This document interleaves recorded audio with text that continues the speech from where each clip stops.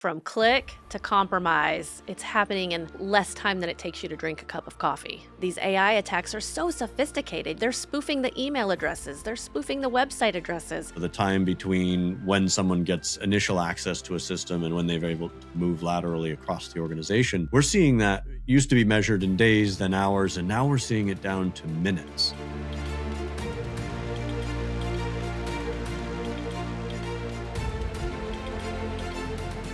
Welcome back to another edition of Mission Secure Podcast. Today is a special Secure Your Fleet edition. I am here with Ben Wilkens. He is the Director of Cybersecurity at the NMFTA. Ben, thank you so much for coming on today. Absolutely. Thanks for having me on, Melanie. Pleasure. You're welcome. So I recently had the honor of being on your podcast, and so I appreciate you taking the time to come back and hop on mine. Why don't we start just a little bit with what you're doing right now at the NMFTA? Tell us a little bit about the organization itself and also a little bit about yourself. Sure. Well, I'll start with the overarching who is NMFTA. We've got a couple of different components here. So historically, we've been in the classifications and standards business in the industry. So we kind of run all of the classification codes and adjudicate all of the classification discrepancies if there are any. We also administer the SCAC codes, so the standard carrier alpha codes that are required for border crossing, and a lot of the shippers require those. We administer the SCAC codes. More recently, in about the last decade, NMFTA started digging into cybersecurity research on the actual physical assets, the trucks, trailers, telematics devices, things that go into those. And we've continued to do that. We still do this today. One thing we realized is we can't look at the security of the assets in a vacuum. We have to look at the entire operation. And so about 3 or 4 years ago, NMFTA decided to branch out and start looking at the enterprise cybersecurity as well, specific to transportation. And that's what drew me into the company. I joined just about 2 years ago. I like to tell people it was to join to play translator. So I come from trucking. I've been in the trucking industry for longer than I like to say, but a couple of decades now. I've been in the trucking industry, and I was a driver initially. I worked in dispatch. I did a hot minute in brokerage sales, not really my thing. But then I moved into IT and operations support, spent some time there. And then after finding some near miss situations on the security side, I really got interested in cybersecurity. So did a deep dive, and I spent the second half of my career focusing on cybersecurity specific to the transportation industry. So joined NMFTA to help kind of further that mission along and really educate and provide resources to the industry that they can use to help secure their organizations. I love that. And I love the resources that you guys have available. We use them at IT Architects every single day. It seems like I'm referring someone to the Freight Fraud Prevention Hub, or my ideal client is a mid-sized trucking company. So you have a really good best practices for actually different sizes. I use the mid-size one, but I know you have one for small and one for larger. And then, of course, the vendor vetting guide. We use that all the time with our clients because vendor vetting and vendor compromise is such a big deal these days. When it comes to cybersecurity, let's just dig in a little bit. So I work from the enterprise side with the companies primarily. What are the trends that you're seeing right now as far as, is it still social manipulation, social engineering? Is that the main way that criminals are getting in? What's your take on that? I think social engineering is a perennial problem. I mean, it's always top of the list every year. With if you look at every trends report, the majority of incidents begin with a successful social engineering attack of some sort. In the last few years alone, since the advent of widespread availability of the generative AI, we're seeing a shift in social engineering where it's less obvious, it's more subtle, it's more sophisticated, it's more difficult to spot, quite frankly. So some of the old tells where there was poor spelling, poor grammar, it wasn't industry specific, it was kind of abstract, just shotgun approach to throwing a bunch of lures out there and hoping that somebody bites. Now we're seeing really targeted, very sophisticated, industry-specific lures being used in these phishing attacks. And that's really changed the game on the defense side. You have to really focus in on processes and layered defenses in order to effectively guard against those kinds of attacks. Yeah. No, I agree with you too. That's what we see every day as well. We're humans. We either, get in a hurry sometimes. People are undoubtedly your greatest assets, but they're also your weakest link depending on how well they're trained. So we do focus heavily on employee awareness training. And, we are humans, and the same thing that makes you a really good employee, your sense of urgency, your desire to do as much as you possibly can, showing up when you don't feel well, or maybe when you have, personal issues going on, you might be distracted. But we're still human at the end of the day, and you're right, these AI attacks are so sophisticated. You're not just looking for the misspellings and the, Mhm. it's coming from people you know. They're spoofing the email addresses, they're spoofing the website addresses. Sometimes they even have your phone number in these smishing attacks, and they're always targeting the person with the money, but also the weakest link. They'll get in. Criminals are lazy, right? They're gonna get in the easiest way they can to do maximum damage. Would you agree? Absolutely. I mean, why work harder than you have to for a payday is kind of the mindset that we see. And you mentioned going for the low hanging fruit and then finding their way to the person with money. It's pretty intense, the speed with which that kind of lateral movement can occur within an organization once there's a point of entry. We saw statistics from last year where we call it breakout time. So the time between when someone gets initial access to a system and when they're able to move laterally across the organization to, the juicier target elsewhere. We're seeing that used to be measured in days, then hours, and now we're seeing it down to minutes between Mhm. initial access and lateral movement. I think there was one case last year where it was like 4 minutes between initial access and lateral movement. That's Yeah. not human speed detection and containment. We've got to be thinking in terms of machine speed detection and containment because you got to fight fire with fire in this case. So when AI is being used against us, we need to be using more sophisticated tools on the defensive side as well. Yeah. So from click to compromise, it's happening in less time than it takes you to drink a cup of coffee. Yeah, I I think mean, the it's just average is about 18 minutes, but some of them yeah. shorter than that. That's what I've heard. I think that's why it's so important that you do focus on your employee awareness training, but you've got to have those layers of security in place and they've got to be properly layered because every single one of them slows down a criminal and then prevents them from getting into more areas of your system. If your network is properly segmented, they can only get in and go so far. So the idea is Mhm. that if they do compromise and if they do get in, we're going to stop them as quickly as we can so that they can't get to other areas of your system. Absolutely. If you think about the analogy, we've all seen the Mission Impossible movies, right? Where they don't just lock the front door of the facility and then hope nobody gets Yeah. in, right? There's a front door Right. lock. There's probably a guard running, walking laps. There's going to be motion detectors and cameras and all these fancy things. That's your layered defenses. If you think about it in cybersecurity terms, you don't just need a firewall and then hope for the best. You need all of these different layered defenses. You need least privilege. You need your zero trust in the environment. You need process controls that are layered around your technical controls in order to create all of these tripwires between initial access and the actual objectives of the attack. Yeah. Let's talk about the small to mid-sized trucking companies and what some of the obstacles are to them really putting in a solid cybersecurity program. I know from my perspective, of course, money is always an issue. One myth that I'm constantly having to overcome is, well, I've got an IT guy. He's technical. He's going to handle my cybersecurity for me. A lot of times we see that person just being so overwhelmed with all the IT and the cybersecurity, which are, yes, they're both within the technology realm, but they're separate and distinct specialties. And so to have all of that stacked on top of one person, or even one maybe small group of people, and then just trusting. Well, my IT person says we have cybersecurity in place, or even if you're working with an MSP, my MSP says we have security in place. Okay, well, how do you prove that? Are you doing annual risk audits? Are you time testing your backups? Can you actually restore from your backups under pressure in a reasonable amount of time? Are you vetting your vendors? Do you actually know what access they have to your system? You mentioned zero trust. Is it in a zero trust environment? Do they only have access to the areas of your system that they need? What would you say to some of those most common misconceptions?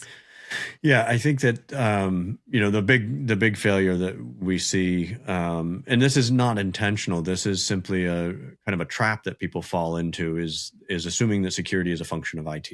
IT is a function in its own right, as is security, and when you try and smash those two into one seat, you've got a recipe for things to get missed, for people to get burned out. It just doesn't end up working long term. But you asked kind of just to back up, the one of the other questions was, what are the kind of the obstacles that are faced? And I think it's in the small to medium size operations specifically, it's going to be a shortage of either people, resources, the money, or time. And unfortunately, in transportation, we can't do a lot about time. Time is kind of spoken for. It's a fast-paced industry. And so how do we manage those other two limiting factors, which is your resources to invest or your people? Mhm. And I think that's an argument towards strong training of all of your staff, all of your team members, because you can turn every member of the team into a security asset. They aren't necessarily part of a dedicated security team, but they're going to be a member of the full-time organizational security culture. But I do think that there are some kind of misconceptions in, assuming. I think assuming is expensive, and we've talked about this before. That Mhm. if you assume that your controls are working, that's not good enough. You need to know, and you need to know through testing. You need to verify, and things like zero trust. Zero trust is hard to implement. I'm not going to lie about that. Everybody talks about zero trust, but to really implement zero trust, it takes a lot of work. And so it's really important that you're verifying, is it really zero trust that we've done, or do we still have gaps? So I think that, Mhm. if I was to caution against two things, it would be combining IT and security, or assuming that your controls are working. Just like assuming your backups are good. It's dangerous. Yeah. I will say that preparation without practice is not proof. If you have an incident response plan that somebody wrote, it could be, well-intentioned person, really well written, well thought out, but you're not practicing it, Mhm. that's not proven protection. You're not protecting your profits with that. Um, and it's got to come from the top down. If you got hit tomorrow and your system went down, who makes the call to engage forensics? Who makes the call to get insurance involved? Who makes the call to notify your customers? Who shuts down your operations? Those aren't all IT decisions. Your IT may be involved, but those are leadership decisions. And so this culture of cybersecurity has to come from the top down. It's a leadership decision. Yeah, absolutely. And that incident response book might look good on a shelf somewhere, but it's not doing anything but collecting dust at that point. You have to have those tabletops that span the organization. You've got to have representatives from each team involved in the conversation, both in the planning and in the practicing.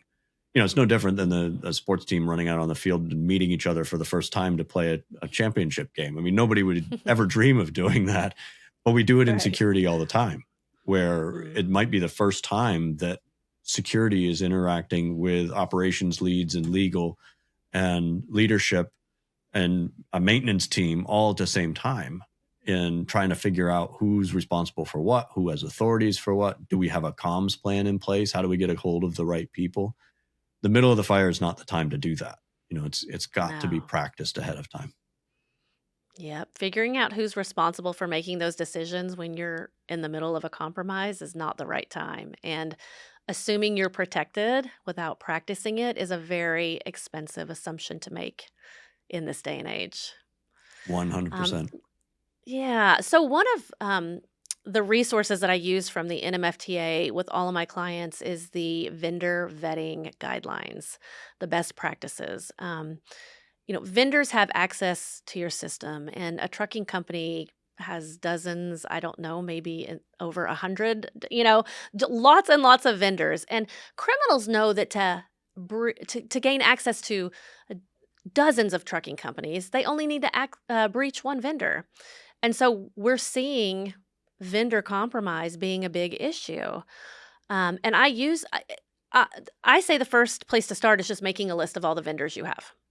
And then from there, if you use the vendor vetting guideline, it's got just a handful, maybe 5 or 6 really important questions that you go through and you ask your vendors. And then, ask yourself, what areas of my system do they have access to? And do they need access to all those systems? You've got to operate under the principle of least privilege, where you give people the access they need to do their job, but no more. So, talk to me a little bit about vendor vetting and vendor compromise, and how that framework came to be, and even where people can get it. Absolutely. Yeah. It's important to remember that your vendor's risk is your risk. Their vulnerabilities are your vulnerabilities. If you think about the types of integrations that we use, the ways that we rely on certain vendors or software platforms in the operation, I mean, a lot of them are mission critical. And so really starting with a security conversation at the beginning before you even sign a contract with a vendor is vital. And like you said, there's a number of specific questions you want to talk to them about, like, how do they handle security internally? How do they, what's their business continuity plan? How are they going to notify you in a breach? And how quickly are you going to find out that there's issues? What are they going to do to help you when their services aren't available? Is there a plan for that? And so, we do encourage, even if you're already in a contract with a vendor, start the conversation with them, but certainly in the vetting stage, pre-contract. And if they're not prepared to have that conversation, or they're not giving you answers that you like, be willing to walk away from a shiny object that looked good at first if it doesn't have the security backing that you need. And as far as where to find it, you can come out to the nmfta.org site. All of the resources there are 100% free to the community. We've got links on it. Just redesigned the site, so my muscle memory goes one place, but it's actually Yeah, easier to find on the new site. So head on over it is. nmfta.org, and you'll find all of our guides there, including the vendor vetting checklist. Awesome. I think it says a lot about your vendor if they don't know the answer to those questions, or if they're not willing to have that, if they're uncomfortable having that conversation. Um, you should probably ask, that's a red flag. You should ask yourself why. Um, Kind of along the same lines, but we at IT Architects we specialize in independent third party cybersecurity risk audits. I think it's so important. Most compliance requires an independent annual audit, anyways, but certainly best practices suggest that as well. And a lot of times we'll have an IT team maybe be a little resistant to that audit, and I think that healthy teams want to know where their vulnerabilities are. They want to know where the potential security gaps are so that they can shore them up. And if you get resistance, you got to ask yourself why. We find just a common handful of security gaps and vulnerabilities almost in every one of our audits. They'll say, we'll ask, do you encrypt data? And of course, they'll say yes. And then we'll go in, and I'll be darned if we won't find, passwords saved in browsers unencrypted. Which, by the way, tip, if you're saving passwords in browsers, don't ever do that. Um, just what would you say about the annual risk assessment and how important that is for any company to be able to identify what those vulnerabilities are so that they can address them and rectify them before a criminal gets in and exploits them? Oh, it's vital. I mean, it goes back to what we were talking about, where assuming is expensive, right? Because if you put controls in place and they pass an audit, things change over a year or 2 years or 3 years. And if you're waiting until something happens to do another audit and figure out what you need to change, that's too late. You want to make sure that your confirmation that your controls are working keeps up with the changes to processes in the business, to technology changes. Maybe you've added new vendors or new integrations, or gotten rid of old vendors or integrations. Were those really decommissioned properly? Is there access that's remaining somewhere, or zombie APIs that are still out there that aren't being managed, but they're still reachable? Mhm. So those kinds of things come up in an audit where they're not going to necessarily be detected in the day to day by the same people who are responsible for doing them. Because if you miss something once, you're unlikely to go back and find that you missed it. Where a fresh set of eyes, we've all seen this in all types of work. a second set of eyes often will spot something that the first set misses. So to me, it's vital. Gotta do them. Yeah, you can't grade your own work. Remember when you were in school and you'd get a pop quiz and you'd grade your own work? Let's be honest. How does that We normally turn out? Not we all wanted to, but Yes, exactly. That's why I think it's so important that you have an independent, um, company doing that audit for you. But, Mhm. also you made a very good point. The security posture of your vendor or the security you put in place a year ago, the threat landscape changes so fast. You mentioned AI. These attacks are coming so quickly and they're so sophisticated. The security last year is not enough to protect you from the attacks that are happening this year. You've got to constantly upgrade your security stack and your layered protection. And that annual audit is what's going to identify where those, vulnerabilities are so that you can continue to keep up with the criminals. Because let me tell you, they have banded together, and we've got to do the same, especially, Yeah. in an industry like trucking that keeps America moving. We talked on your podcast just about, what heroes truckers are. I remember being a little girl driving down the road and asking them to, toot the horn at me. But they were so cool and so friendly and so hardworking. And, you know, when trucks start moving, money stops moving, America stops moving. And, I think it takes about 3 days for people in this country to start to just go crazy when they don't have what they want on the shelves. And,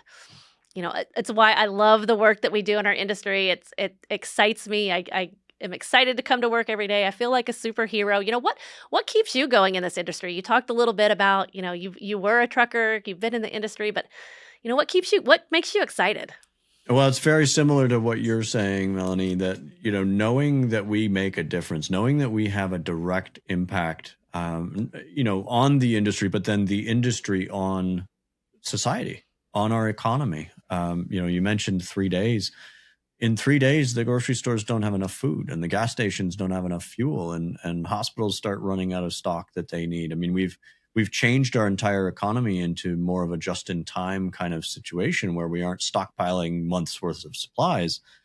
And that relies on trucking. That relies on a massive number of drivers, of logistics teams, of dispatch teams, making sure that everything gets where it needs to go when it needs to be there. And so for me, knowing that I'm a part of keeping that industry secure, knowing what I know about cybersecurity and the threat landscape that's out there, I do feel like we are fighting the good fight, that we are doing something that matters to this industry and to our nation, to our entire economy. Yeah, I do too. I do too. Let's shift for a minute and talk about the NMFTA 2026 conference this year. I'm honored to be a speaker this year. I'll be bringing my proof to profit framework to the conference. But why? I'm always baffled when I meet a trucking company and they don't know about NMFTA cybersecurity. I'm like, you have to get involved in this organization. You need to come to this conference. Of all the conferences that I've ever been to, what makes this one special to me, number one, is that it's not like sales based or exhibitor based. You're not being pitched all the time. This is literally a conference that brings together competitors and creates an environment of collaboration. Just like we talk about within each company, you've got to create a see something, say something environment where people feel safe reporting things that are suspicious, even if they clicked on it, even if they engaged with it. Here we are at a conference of companies, and that's what the NMFTA has done. They have created this environment. Media is not allowed into some of the sessions so that everyone feels safe sharing. Hey, this is what happened to us this year. This is how it happened. As an industry, we've got to band together. We're stronger together. We've got to share this information, which leads into the Freight Fraud Prevention Hub and the work that we're doing there. But tell me a little bit about the conference, what people can expect, and why you think they need to be there. Yeah, I love the way you put that. And, that was one of the most exciting things for me coming on to the team here at NMFTA a couple of years ago and knowing I get to now be a part of putting this conference on because it is unique in the industry. It's the only cybersecurity conference that actually focuses on the trucking industry. And, you don't have to be a member. You don't need to have a secret handshake to get in. It's anybody in the trucking community can come. It's like you said, it's not a sales conference. It's not a, get harassed the whole time you're there to add new tools to your stack or anything like that. It's all security professionals and transportation professionals coming together to share lessons learned from the last year, new tools that they're building or are researching that may help the industry, and information about how to train your staff effectively on social engineering. Where is that as a threat right now? What are some of the new technical vulnerabilities that we see? This year we've added a second track to day 2 that's more technical in nature. So the actual pen testing of vehicles and telematics devices and how that works and what are the researchers finding on that front. So, it's a really good opportunity. And same thing as you, if I run into a trucking company and they're like, no, I didn't know you had a conference. Please come out. Please check it out. It's an amazing experience. And I'm not just saying that because I'm from NMFTA. I thought that before I worked for NMFTA. So really a unique opportunity. We're going to be out in Long Beach this year. It's on September 29th through October 2nd. Really, really strongly recommend everybody come check it out. Again, you're not going to find anything else like it. I promise you. I go to a lot of conferences throughout the year, and this one is special. This one is unique. Yeah. I agree. One of my favorite things that we did last year was just, you talk about training and, becoming more cyber aware. We did actual tabletop exercises in the room with trucking companies of all sizes and, working together and collaborating at the table and, asking those questions. If this happened, what would we do? Who would do it? What role is that? Yeah. Real tangible. We walked away with, basically a tabletop incident response plan to take back to our companies and implement. It was just invaluable to me. And Yeah. the relationships, because there's just this openness there, this spirit of collaboration, the people that I met at that conference were people that I have kept in contact with this entire year. They're people that, I am doing podcasts with them or speaking at their companies or their associations. It's really just a very unique, I think spirit of cooperation is the right way to say it. Yeah, it builds on that collaboration, right? We were talking earlier how, this industry, whether you're looking at cyber-enabled cargo crime, freight fraud, straight cybersecurity concerns, these are not issues that any one organization is going to solve. And these are not issues that any fleet is going to solve in a vacuum. These are things that we need to collaborate on.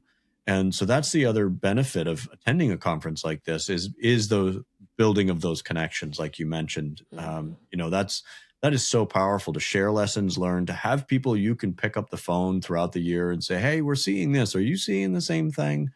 We've got another initiative. We're trying to expand that ability to collaborate even further. We're going to be releasing a threat report portal for the industry. And we're in a beta program with that right now with a set of carriers, but we're actually going to be opening that up where instead of just being limited, I'll date myself, but to the people in your Rolodex, you're actually going to be able to anonymously share out things that you're seeing both in the cargo crime and in the cybersecurity arena, to a broader audience, in the transportation industry, still limited to other fleets, but, really powerful to have that collaboration with other people in the industry.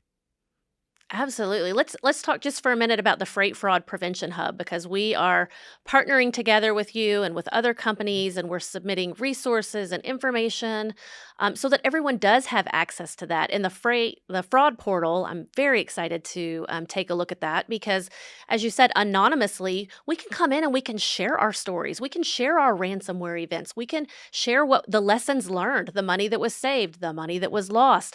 All of that information available for other companies to access and benefit from so that our industry is stronger. And as we've talked about, when our industry is strong, our country's backbone, our economic, environment is strong as well. So is there anything that you'd like to say about that?